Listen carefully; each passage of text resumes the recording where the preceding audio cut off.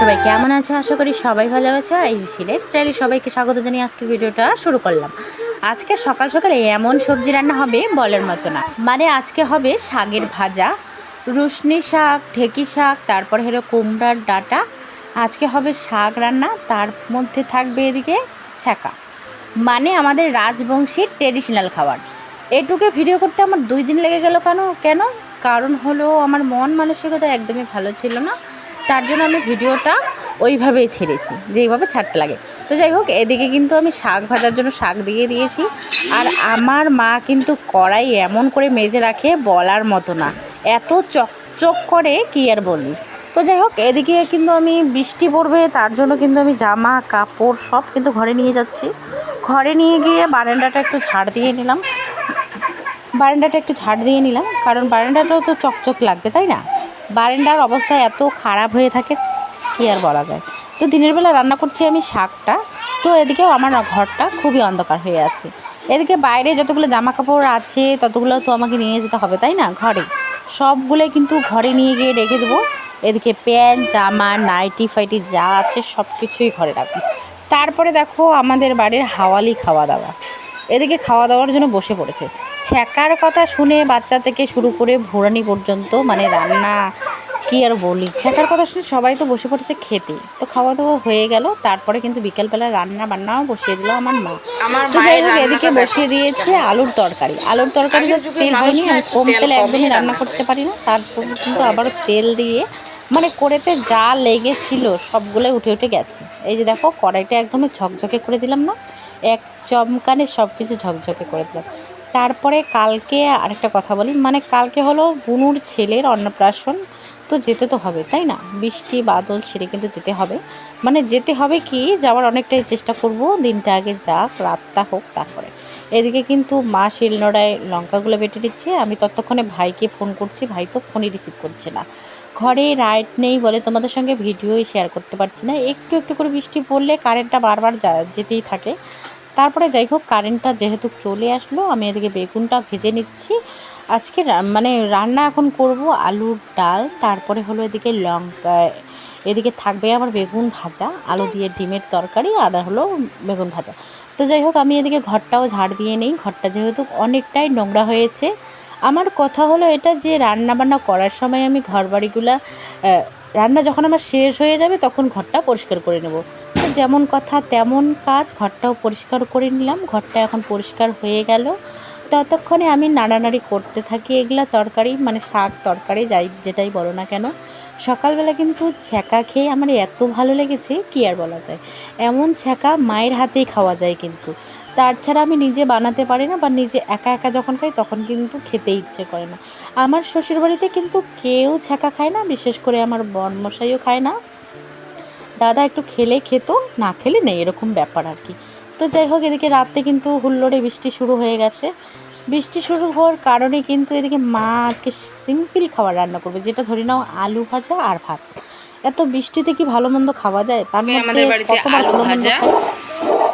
আলুর ভাজা হবে। সকালবেলা তো জানোই কি খাইছি, সকালবেলা খাইছি ছ্যাঁকা, সজনা পাতা, তারপর কচু শাক, আর এই যে এদিকে দেখো একটা পাগল, মাথাটা তোলো তো, মাথাটা তোলো।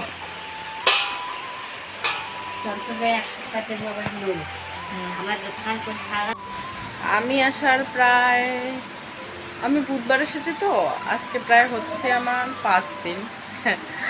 একটা কথা বলি, নারীর কখনো বাড়ি হয় না, না বাপের বাড়ি না শ্বশুর বাড়ি, বাড়ি হয় না। আপাতত আমি বাপের বাড়িতে আছি। আমি বাড়ি যাব, মানে কালকে আমি চলে যাব, কারণ আমাদের কপাল আর ভাগ্য। আমি আশা করিনি কখনো যে বাপের বাড়িতে এসে আমাকে এই কথাটা শুনতে হবে যে তুই এতদিন আছিস, হঠাৎ করে এতদিন তুই বাপের বাড়িতে আসছিস, বাড়ি যা। কারণ এখন বর্ষাকাল, এখন অভাব। সত্যি কথা বলতে, তোমরা যা খাচ্ছ আমাকে তাই খাবো। আমি তো দাবি করিনি যে আমি এটা খাবো ওটা খাবো, আমি দাবি করিনি, কিন্তু আমি কালকে যাবো বাড়ি। তারপরের দিন সকালের ভিডিও, সকালবেলা রেডি হয়ে গেছি অন্নপ্রাশনে যাওয়ার জন্য। তোমাদের সঙ্গে কোনো কিছুই আমি শেয়ার করিনি, কারণ আমার মনটা ভালো ছিল না। তো কত কষ্ট করে বাড়ি চলে এসেছি, মানে বাড়িতে এসেছি আজকে। তো বাড়িতে এসে কালকে তো অন্নপ্রাশনে গেছিলাম, এটা ওটা ধুয়ে দিতে হবে, শাড়ি টাড়ি যা আছে সব কিছু ভাঁজ করে রাখছি। আর কালকে রাত থেকে আমার কিন্তু মনটা একদমই খুবই খারাপ লাগছে, মানে কখন যে পরিষ্কার করব আমার এই কুঁড়ে ঘরটাকে। তোমরা তো জানো একটা মহিলা মানুষ বাড়িতে না থাকলে বাড়ি ঘরের কী অহারে অবস্থা হয়ে থাকে। এদিকে অবস্থা খুবই খারাপ, মানে কি আর বলি। সকালবেলা উঠে আগে আমি এগুলাই কাজ করছি, মানে ভাঁজ করার কাজটা, সব কিছু ভাঁজ করে রেখে দিচ্ছি। আর কি আজকে তোমাকে ভিডিওতে যা বললাম তাই কিন্তু ঠিক, মানে নিজের মা হয়ে যে পরের মতো ব্যবহার করে সেটাই আমার ভালো লাগে না, কারণ কি আর বলা যায়। তো আমি এদিকে জামা শাড়ি টাড়ি যা আছে সব কিছু ভাঁজ করে রেখে দিচ্ছি। ভাঁজভুজ করে এদিকে আমার শাড়ি রয়েছে, এই শাড়িটা, মানে এই শাড়িটা আমার পিসি দিয়েছে আমাকে। তারপরে ব্যাগটাও পরিষ্কার করে রাখবো, তার সাথে আবার বিছানা পাটি। এই যে দুই বাপ মেয়ে মিলে কিন্তু ঘুমাচ্ছে, ওরা ঘুম থেকে উঠলে আমি বিছানাটা পরিষ্কার করে রাখবো। এখন কিন্তু দুজনে খুবই ঘুমাচ্ছে, কারণ ঘুমেতেই আমি আর কি ঘর বাড়িগুলো পরিষ্কার পরিচ্ছন্ন করছি। তারপরে এদিকে রয়েছে বালিশের কাবার টাবার সব বের হয়ে গেছে, মানে কালকে যে রাত্রেবেলা এসে যে ঘুমাইছি আর বলা যায় না, মানে এত শরীরটা খারাপ লাগছে, তার মধ্যে আবার শরীরটা আমার খারাপও হয়ে গেছে। মানে কানেরগুলো ব্যাগে রেখেছিলাম খুলে, ওগুলো আছে কি না বলে দেখছি আর কি। তারপরে সকাল থেকে আবার কারেন্ট নেই, ভোরবেলা থেকে কারেন্ট নেই, এদিকে আবার মাথা ব্যথা, কারেন্ট না থাকলে কী অবস্থা হয়ে যায়। তার মধ্যে গরম, সারা ঘরে দেখি মাকড়সার জাল ধরেছে, মাকড়সার জালগুলো ঝেড়ে নিচ্ছি ঝাড়ু দিয়ে। আর তোমরা তো জানোই ব্যাগ ঠ্যাগ আমার সব কিছু এলোমেলো হয়ে আছে। বাড়িতে এসে আমি আলনাটা পরিষ্কার করলাম, মানে সব কিছু পরিষ্কার পরিচ্ছন্ন করলাম। এদিকে মোছামুছি, বাড়িতে আসলে তো এরকম কাজ করতেই হবে, কারণ বাড়িঘরের অবস্থা এত খারাপ দেখে আর কিন্তু বসে থাকা যাচ্ছে না।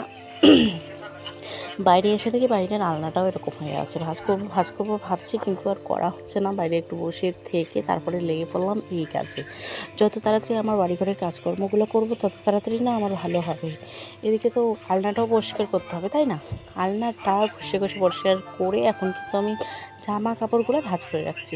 এই যে জামাটা যে ভাঁজ করে রাখলাম এটা কিন্তু আমার শ্বশুরমশাইয়ের, মানে ঠান্ডার সময় আমার শাশুড়ি মাই পরেছিল শ্বশুরমশাইয়ের জামাটা, যেহেতু শ্বশুরমশাই পরেন নেই তার জন্য রেখে দিয়েছে। মানে মানুষ মরে গেলে মানুষের কি সবগুলো জিনিসে ফেলে দেবো? কখনো না। মানে আমার বড়মশাই আমার শ্বশুরের জুতা পরে ঘোরে, তারই নাকি জুতোগুলো ফেলে দেবো?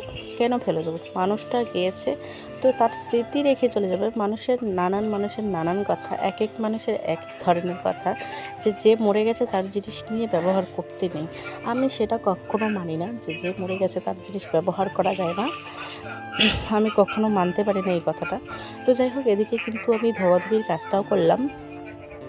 মানে জামা কাপড় তো জানোই নোংরা হয়ে আছে, তার মধ্যে আবার বিছানা চাদর, কত দিন ধরে এই বিছানা চাদরে থাকা নেই। তাহলে তোমরাই ভাবো এই বিছানা চাদরটা কেমন হবে, হয়তো শরীর চুলকাবে।